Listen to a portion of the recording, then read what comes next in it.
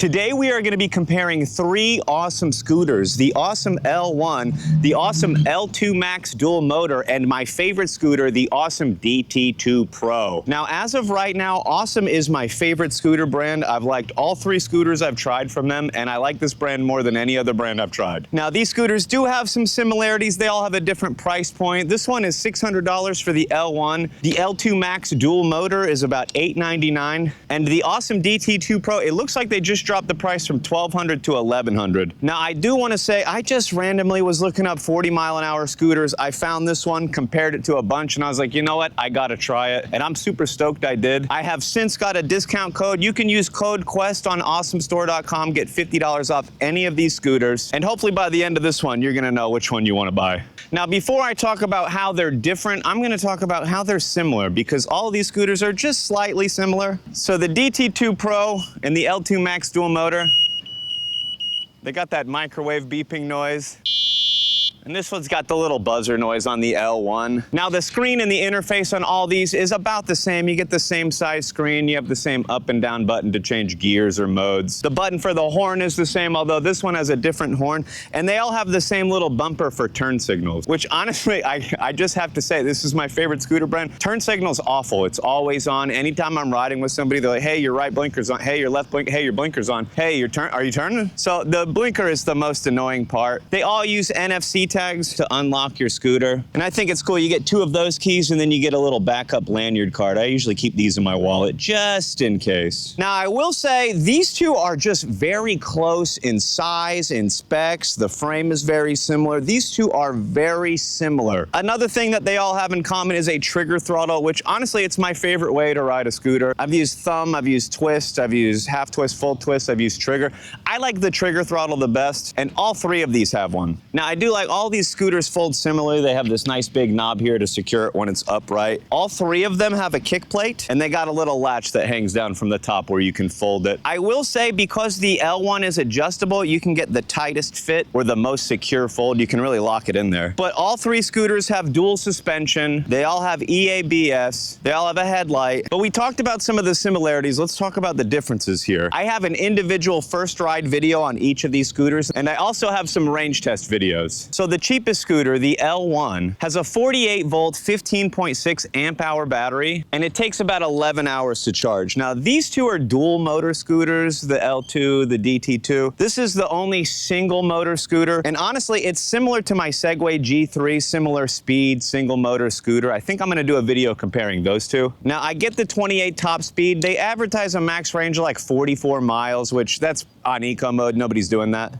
But in practice on my range test, I got about 19.3 miles. So not the best, but it's still better than the Segway that I got with the same speed. I was only getting like 15 on that. I do have to say, this is the only one I have with like swapped brakes. Like the front brake is on the left and the rear is on the right.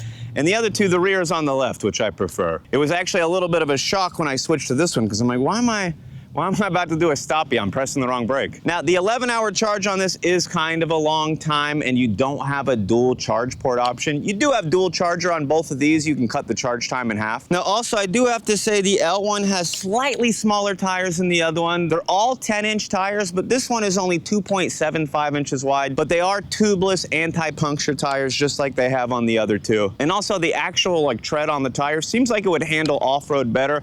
Although these are dual motor scooters, you'd probably rather take one of these off-roading, but this one has some nice tires for that if you need to do a little bit. Now, this scooter has mechanical brakes here. These both have mechanical brakes, the L1, the L2 Max dual motor. The DT2 Pro has hydraulic brakes, which I really like, and I think if you're going over 35, 40 miles an hour, you probably want hydraulic brakes. Now, I'm a little confused on this. I think there's a typo on the website, because they say that the L1 has a 47% uphill climb, but the L2 Max dual motor only has a 46%. I can tell you firsthand, this one does a better job climbing the hill, so I'm not sure exactly where they made a mistake. This one is the only one with the adjustable handlebars, so you can fit a rider a little bit shorter on there. They say the minimum height on these two is about 4'11", and on this one, if you adjust the handlebars downward, you can go for about a 4'8" rider. And also, because this one's a little bit smaller, it only has the single motor, it's about 15 pounds lighter. This is just under 61 pounds. I think it's 60.8 pounds, and the max weight for a rider is about 287 pounds on the L1. Now, I believe believe they all feature an IP54 resistance rating. And again, this is the cheapest one. It's the least powerful. It's a single motor scooter, and it's right around $600, $50 off with that code QUEST. Now, the Ausom L2 Max dual motor, they got an L2, an L2 Max, and an L2 Max dual motor. Make sure you know which one you're looking at. Now, this one is also a 48-volt scooter, but it has a 20.8 amp hour battery, and you only get a single 800-watt motor on the rear here. This one, you have 2,000-watt motors on the front and rear. Honestly, when I got the L2 Max, I was very surprised at how similar it was to the DT2 Pro. It really feels like just a slight step down across the board. Slightly lower top speed, and they advertised a lower range, slightly lower. Now, the L2 Max dual motor goes about 40 miles an hour, which is 12 miles an hour faster than this. It's a big step up. Honestly, if you've never been on a 40-mile-an-hour scooter, get on one that goes 25 or 30 first, because that jump to 40 is crazy.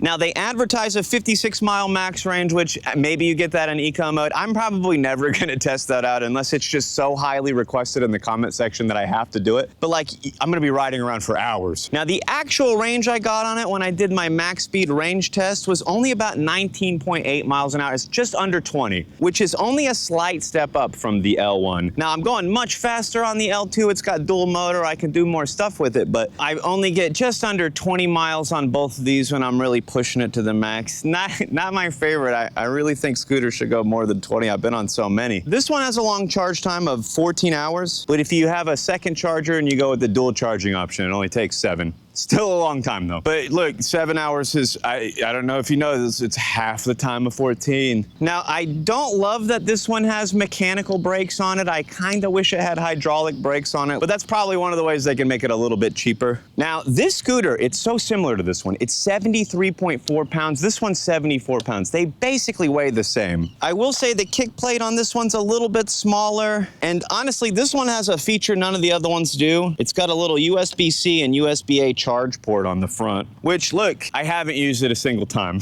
And partly because the range was a little bit underwhelming. I'm not trying to use any more of the battery for anything else. But again, it can support a rider from 4'11" up to 6'7". All of them you can be up to 6'7". So I got a few more inches I can grow. And the max weight on this one, just like that one, 287 pounds. Also has the IP54 rating. This one really is a solid scooter for under $1,000. You can get it for $950 off with the code QUEST.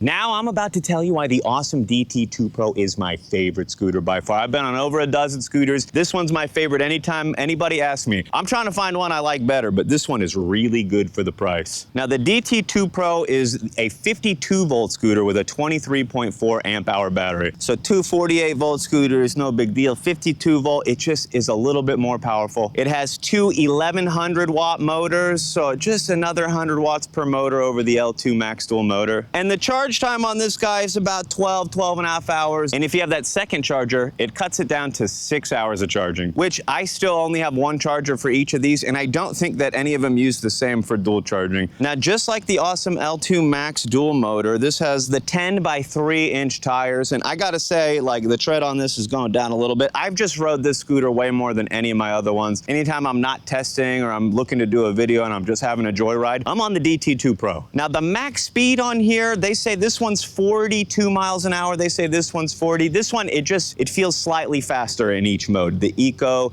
the sport, and the race mode. It feels like you're going 1 or 2 miles an hour faster than you're going in the L2 Max dual motor. I haven't done like a side-by-side race at max speed with both of these, but look, maybe I could find a buddy to race me on my own scooter. Look, if you're watching this video and you want to race me on my own scooters, let me know, leave a comment. Now, the advertised range on this one is crazy. It's 71 miles, and I know that they're advertising the eco range and you're not quite gonna get that, but that is the reason I bought that. I looked at all the scooters on the Ausom website. Some of them seem similar, like these two, but the range on this one stuck out to me. It was like 30–40% more than almost all the other scooters on the list. Now, I don't get the 71 miles, so I'm not going in eco mode, but every time I ride this, I know I'm getting about 30 miles. I've gone like 30.5, 31 just about, but I have many times on this bad boy gone 30 miles. Max speed, I can rip 30 miles total when I can only get 20 on these, and just slightly under 20. This one I'm getting slightly over 30. It's it's a huge factor as to why this is my favorite scooter. And it's only 1,100, what, 1,050 with code Quest. This thing seems like a crazy deal. Now, it has the hydraulic brakes, but I had to order some new brake pads because I've been riding this so much more. I've been testing the brakes out. I got some new pads. I got to put those on later. So again, very similar to the L2 Max dual motor. It weighs like a half a pound more. But another difference is they say you can be just a little bit heavier on this one. I think it has a 297 pound max rider weight. So look, if you're hitting the max on this and you want to switch over to this one, you got to lose about 10 pounds. And they say on this guy, you have about a 53% uphill climbability. Honestly, I've gone up a bunch of steep hills and it crushes it, no problem. Now again, Ausom is my favorite scooter brand right now. I'm eager to try anything new that they've got.